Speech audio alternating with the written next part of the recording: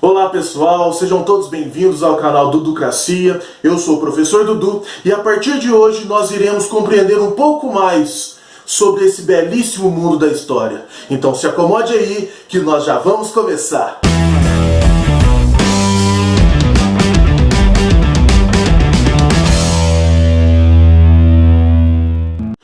Mas afinal, para que serve a história?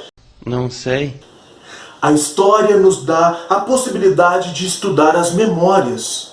Sim, a história é o estudo das raízes, da compreensão, e é através dela que nós temos um ponto de partida, um ponto inicial para o estudo de qualquer sociedade. A história nos ajuda a compreender o conhecimento até os dias atuais. A política por trás dos acontecimentos, o fato histórico, o fato social. A história legitima reis, a história legitima as práticas, sejam elas boas ou ruins. Estudar história é comprovar a existência cultural. A história é um exemplo de vida, é a formação da sociedade, é a formação da identidade social, é a criação da cidadania e principalmente, dentre outros tantos motivos do que para que serve a história desenvolve seres capazes de perguntar. A história é um desenvolvedor de senso crítico. É a disciplina dos porquês. Você provavelmente já deve ter ouvido alguma dessas frases. Ou pior, já deve ter afirmado, no intuito de transformar a mais belas das disciplinas em algo como um bicho de 7 cabeças. Mas não é nada disso. Nós não podemos transformar algo que pensamos ser complicado sem ao menos tentar dominar o assunto. E é por isso que nós estamos aqui. A partir de hoje iremos traçar meios, rotas para que o domínio da história esteja nas nossas mãos. Eu sempre digo aos meus alunos que antes de desenvolver qualquer prática de estudo, nós precisamos estabelecer ligações. Sim, não importa o contexto, não importa o tema, mas estabelecer ligações diretas a se construir então um objetivo de estudo. Não importa se eu estou na Mesopotâmia ou no Império Azteca, se faço parte de uma linha de montagem da primeira Revolução Industrial ou sou uma pequena porcentagem étnica de um processo de imigração. Mas o importante é que eu estabeleça regras, que eu estabeleça ligações para que o meu estudo seja mais efetivo. Portanto, ao se deparar com um tema, seja ele para uma apresentação ou para uma exposição de um trabalho, ou mesmo um possível tema de avaliação, sempre responda às seguintes perguntas: onde, como, quando e por quê? Sim, principalmente porque já foi dito pouco tempo atrás que a nossa disciplina ela exige que o senso crítico seja moldado. Montado. Portanto, a resposta para esses porquês vão ser muito importantes para que a construção do estudo da história seja finalmente conseguida com sucesso. Agora que nós temos uma linha, uma ligação entre o tema e a construção do estudo, nós precisamos então manter sempre o pensamento crítico para podermos então criar a tão desejada consciência histórica. Porque não podemos levar o estudo da história como, por exemplo, pegar um livro, ler, decorar, ou enfim. História não é decorar. História é compreender. É verdade. Quer dizer, às vezes não. Esse tema vem sido um tema muito debatido no âmbito da aprendizagem. E que nada mais é do que a construção filosófica, digamos assim, do que sustenta, do alicerce, do que sustenta a sociedade a ser analisada. Então, para se criar uma consciência histórica, é necessário entender algumas palavrinhas. Todo o estudo da história precisa ser entendido de 5 maneiras. 5 formas diferentes. E agora sim a gente começa a nortear o nosso estudo. Quais são as formas? Primeiro, a política. Segundo, a sociedade.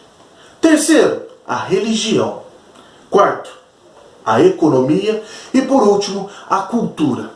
Então vamos lá. Nós estamos com um tema em nossas mãos.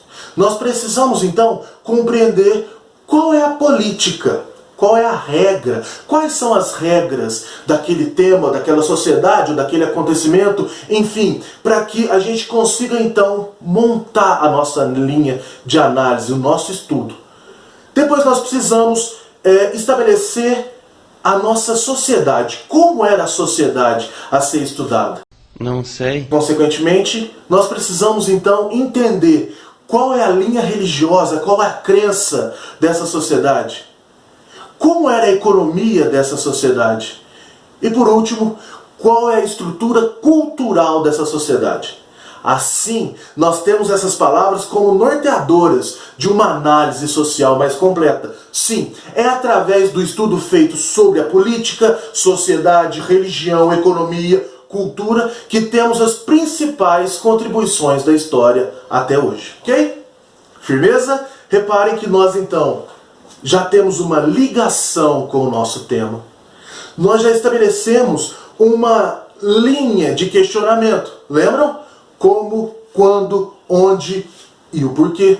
E através dessa linha nós montamos o nosso alicerce, a nossa estrutura, para que a gente possa estudar o tema e se basear nos conceitos históricos. Lembram das palavras? Da estrutura? A estrutura política do tema, a estrutura social do tema, a estrutura religiosa do tema, a estrutura econômica do tema e a estrutura cultural desse tema. Então reparem que a partir do momento que a gente estabelece essa ligação, o conhecimento adquirido ele passa a ser quase que automático. Sim, mas não é só isso. É necessário então evidenciar o conhecimento e criar maneiras efetivas para a gente conseguir entender e chegar no final do estudo com sucesso. Então nós vamos falar do que eu chamo de engajamento contemporâneo.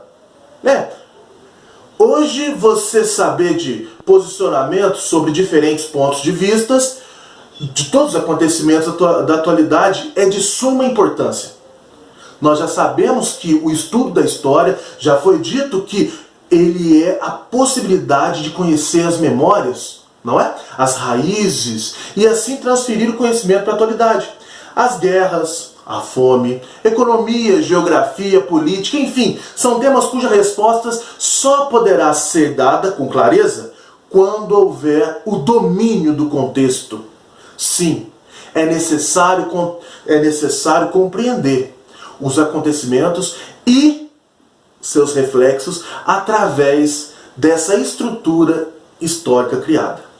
Como então compreender o engajamento contemporâneo? Repare, é muito simples. Por exemplo, uma determinada política de censura que leva pessoas manifestantes às ruas. Sim, nós só podemos compreender o motivo da revolta quando analisamos os questionamentos dos manifestantes. Assim nós estamos estudando todos os lados, sim, e nos colocando em análise dos fatos. Isso é muito importante para o estudo da história. E isso pode ser empregado em qualquer tema.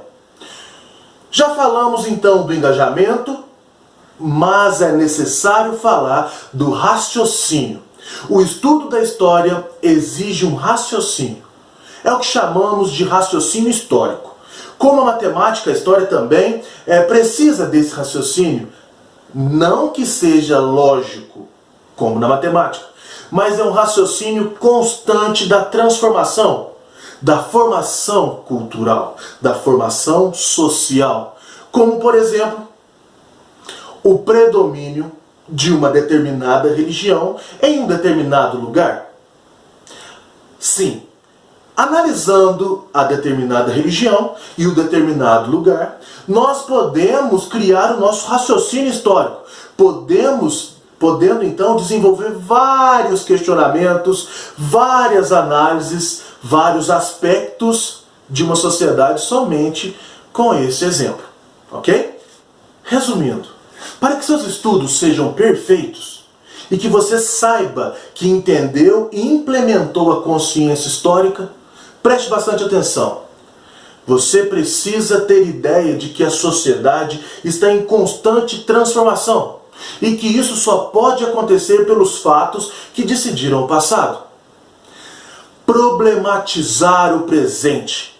Seja crítico nos seus textos, nas leituras, nos filmes. Assim, sua resposta virá mais rápido. Não espere que o governo lhe diga tudo. Explore. A curiosidade nos seus estudos vai ser sua aliada. Lembre-se que as inovações são partes das descobertas do passado. Então, para entendê-las, você precisa voltar do início. Essas foram as dicas da Duducracia para que seus estudos sejam um sucesso total. Eu espero que tenham gostado. Foi um prazer e até a próxima.